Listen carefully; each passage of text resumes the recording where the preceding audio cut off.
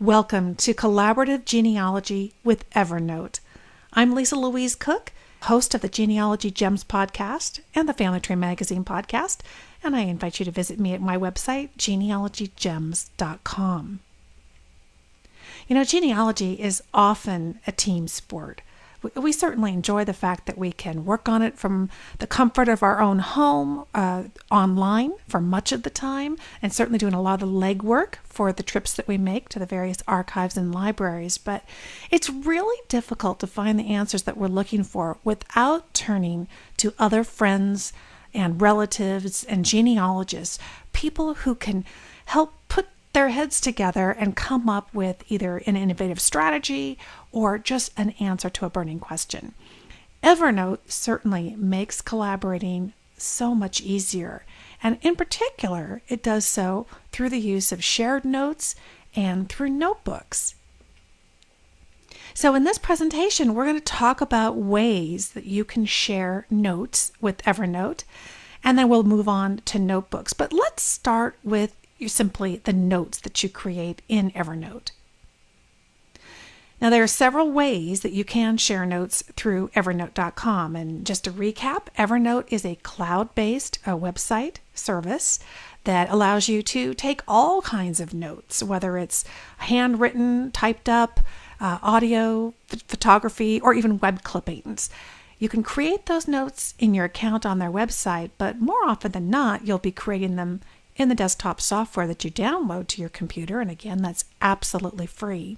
And then also working with it on your mobile devices using the free Evernote app. And as you create these notes, you're going to find more and more that you're going to want to be able to share them with the greater genealogical community. So a couple ways you could do that. First and foremost, through email. And that's a wonderful way to be able to get in touch with other specific individuals, other genealogists, other family members, and very simple. We'll show you how to do that. But you can also put it out to social media. And I like to call this the collective genealogical brain trust.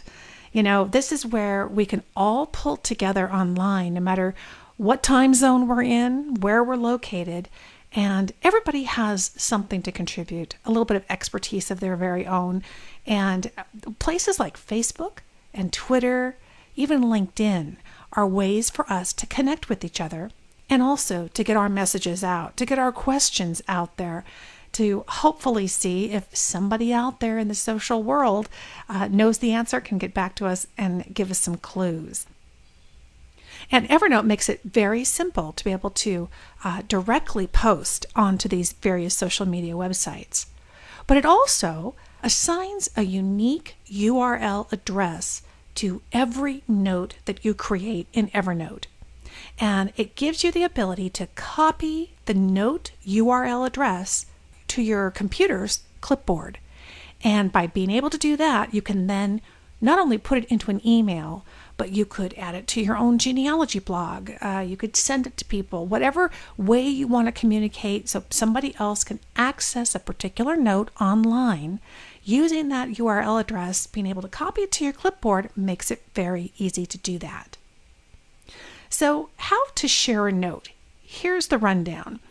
Up in the menu of your Evernote software program on your computer, you're going to go to Note and select Share and then copy URL to clipboard. You don't really see anything happen when you do this, but in the background, it does copy that. Actually, it's a very long, complicated URL address for each note. It's going to copy that to your clipboard. And so you can then go to your web browser, whichever one that you use, or perhaps you might go into a new email message, and you can paste the URL address, even though you don't see it yourself. You just do Control-V on your keyboard, and that will paste it.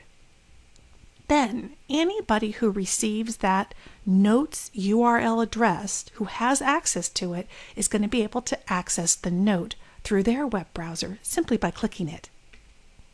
So let's take a look at what this looks like.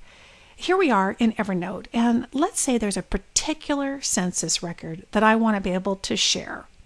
So here I've selected it here. I'm going to click Share. You can see I can send directly by email, post it onto social media, but in this case, I'm going to copy the URL to my clipboard. Now, let's say I go over to Word and I want to get this URL into a Word document. I just paste it with that Control V, and you can see it's quite a long URL address, pretty difficult for somebody to copy. Click it, and instantly it's going to open my computer's web browser and display the note. Isn't that fascinating that each individual note can have its own URL address? Go back to Note, Share, and you can click Stop Sharing, and that makes the URL address no longer active. If we go back to Word and we try to click this address, look what happens. It says, no, sorry, we went to the web browser. There's no web page to open. If you actually go to the web browser and just refresh it, you'll find the note is not found. So it can be instantly deactivated, made non-public online. So you do have control when you share your notes as to when they can be accessed. Now, there is an alternative way to share a note. You saw how we went up into the menu, but you can also simply pull up the desired note in Evernote, and then in the header of that note, that you'll notice that there is a share button, and you can click the share button right in the note, and those same sharing options will appear.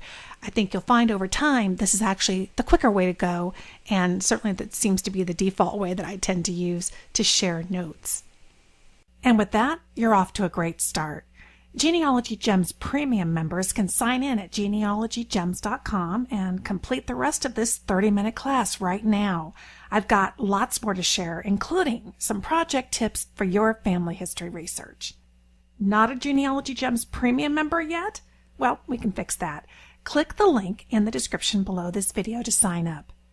For the cost of one video class in some genealogy online stores, you're going to get all of my instructional videos and the handouts, plus our exclusive premium podcast with an archive of over 100 episodes.